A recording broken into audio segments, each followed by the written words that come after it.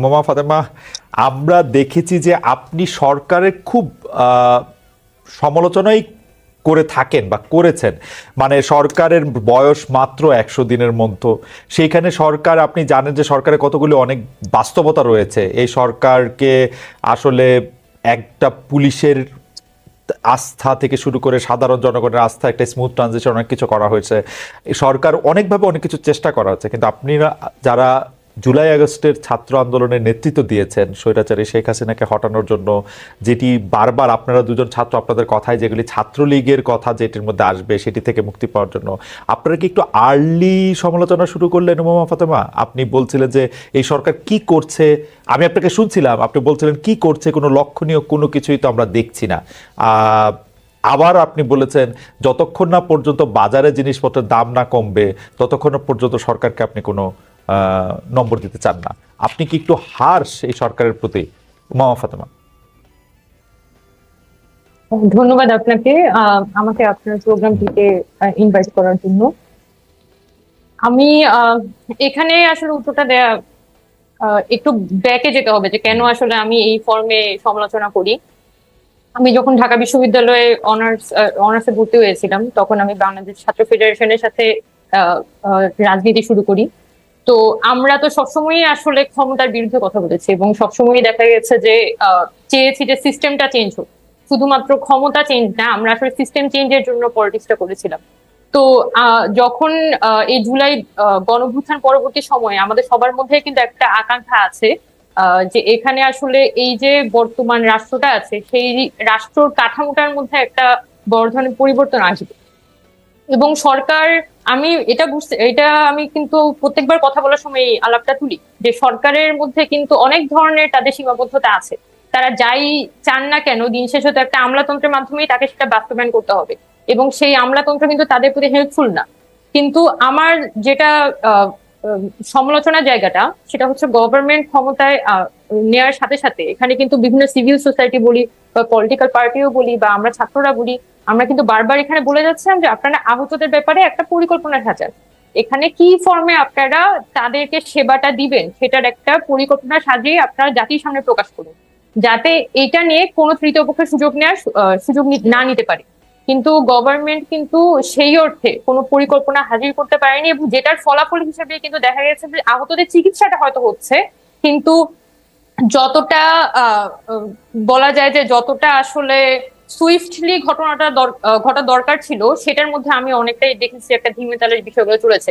আবার দ্রব্যমূল্যের ক্ষেত্রেও সরকারকে কিন্তু যখনই জিজ্ঞেস করা হচ্ছে আপনারা আসলে সিন্ডিকেট ভাঙার নিয়ে আপনাদের কি পদক্ষেপ, তারা কিন্তু পরিষ্কার কোনো জবাব দিতে পারছে না। তারা এটা জনগণের সাথে যে একটা কানেক্টিভিটি একটা গভর্নমেন্টের, তো যদি আপনি একটা পলিটিক্যাল গভর্নমেন্ট দেখেন, পলিটিক্যাল সরকার সবসময় কিন্তু তার একটা চেইন অফ কমান্ড থাকে, একদম রুট লেভেল পর্যন্ত তার এক কর্মী থাকে যার মাধ্যমে সে কিন্তু তার যে প্রচারণাটা সেটা করতে পারে।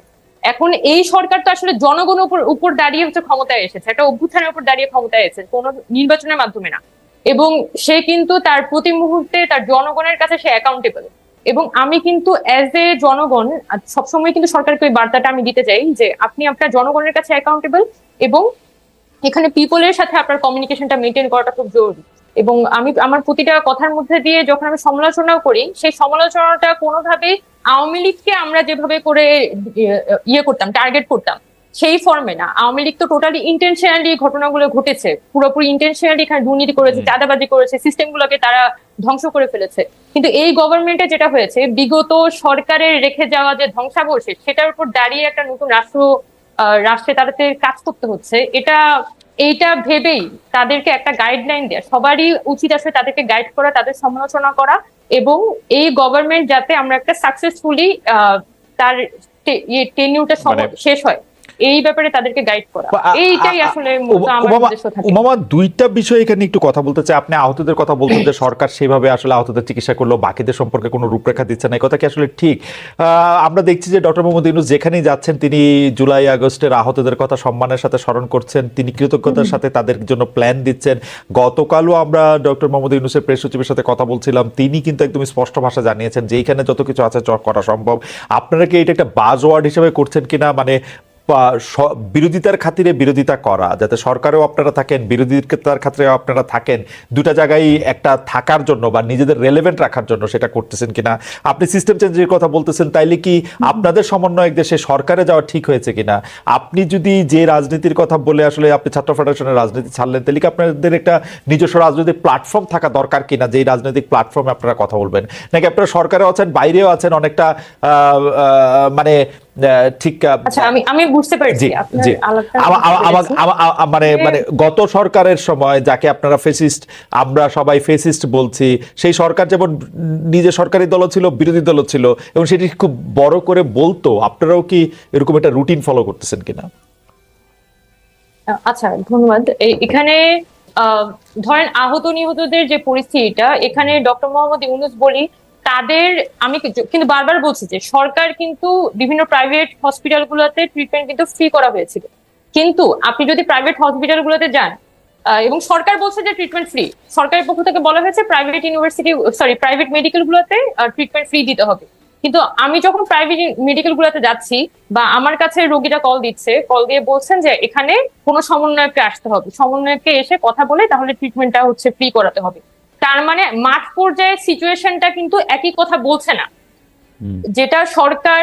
আর আরেকটা বিষয় আমি এখানে বলতে চাই, রিসেন্টলি যে শ্যামলীতে আহতদের একটা তারা যে রাস্তায় নেমে যখন প্রোগ্রাম করছিল, তারা যখন সরকারের কাছে বলছিল যে তাদের প্রপারলি ট্রিটমেন্ট পাচ্ছে না, এটার পরবর্তী সময়ে কিন্তু সচিবালয়ে আহতদের সাথে একটা মিটিং হয় উপদেষ্টাদের।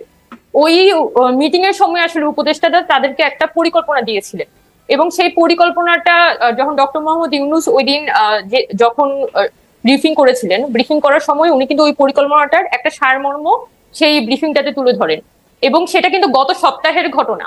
এর আগেও তো ধরেন আপনার 3 মাস চলে গেছে। এবং আমি যখন নিজে হসপিটালে যাচ্ছি বা বিভিন্ন শুধুমাত্র বৈষম্যবিরোধী ছাত্র আন্দোলনের যে মেডিকেল টিম সেটাই যে এখানে মাঠে ফাংশন করেছে বিষয়টা এমন না, অন্যান্য অনেক ইন্ডিপেন্ডেন্ট মেডিকেল টিম এখানে ফাংশন করেছে। এবং আপনি যদি আহতদেরকে বিদেশে চিকিৎসা দেওয়ার বিষয়টা দেখেন, সেখানেও টাকাটা দিচ্ছে কিন্তু সাজেদা ফাউন্ডেশন। এবং এই যে মানে সরকারের সে নানান ভাবে কিন্তু সরকারের একটা প্রপার পরিকল্পনাটা একদম রুট লেভেল পর্যন্ত পরিষ্কার না। সেই জন্য হয়তো একটা মানুষ যখন দেখা যাচ্ছে ময়মনসিংহ থেকে যখন ঢাকা আসে, তখন হয়তো সমন্বয়কে ধরে সে চিকিৎসাটা পাচ্ছে, কিন্তু ময়মনসিংহ মেডিকেল কলেজে সে চিকিৎসাটা পাচ্ছে না। এবং ময়মনসিংহের ওই রোগীটা যখন ময়মনসিংহে আছে, তখন কিন্তু সে কমপ্লিটলি এই সিস্টেমটা থেকে বাইরে, তার পুরো সার্ভিস থেকে বাইরে। আপনার কথা পরিষ্কার। এখানে আপনি স্পষ্ট দুই একটা জিনিস একটু অল্প কথা একটু জানতে চাই। আপনি কি মনে করেন যে সমন্বয়কদের 3 জন যে আসলে সরকারে আছে এই সিদ্ধান্তটা একটু ভুল ছিল, নাকি আপনি মনে করেন ঠিকই ছিল? আর 2 হচ্ছে আপনি কি এটা মনে করেন যে আপনাদের দ্রুত একটা পলিটিক্যাল পার্টি করা উচিত, এই ব্যাপারে আপনাদের কোনো সিদ্ধান্ত আছে কিনা? আচ্ছা, এখানে সমন্বয়করা যে 3 জন আপনার গভর্নমেন্টের মধ্যে এখন আছে, তারা তো একটা বিশেষ পরিস্থিতিতে এই সরকারের অংশীদার হয়েছিল।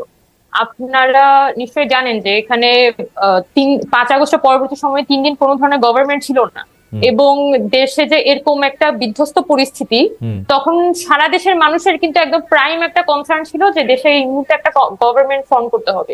এবং সেই জায়গা থেকেই কিন্তু আমাদের আসিফ ভাই, নাহিদ ভাই ওরা ওই সময়ে এই উপদেষ্টা পরিষদের মধ্যে যায়, এবং উপদেষ্টা পরিষদটা ওই মুহূর্তে গঠন করা হয়।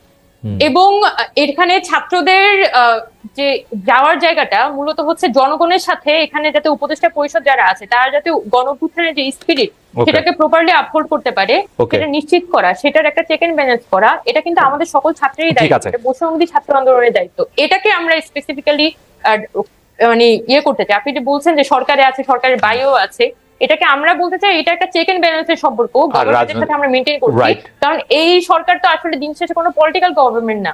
তো এখানে জনগণের যে অভ্যুত্থানের যে একটা আকাঙ্ক্ষা, সেটাকে যাতে গভর্নমেন্ট আপহোল্ড করতে পারে, সেটা নিশ্চিত করার জায়গাটা আমরা চাই যে সরকার এটা আপহোল্ড করুক।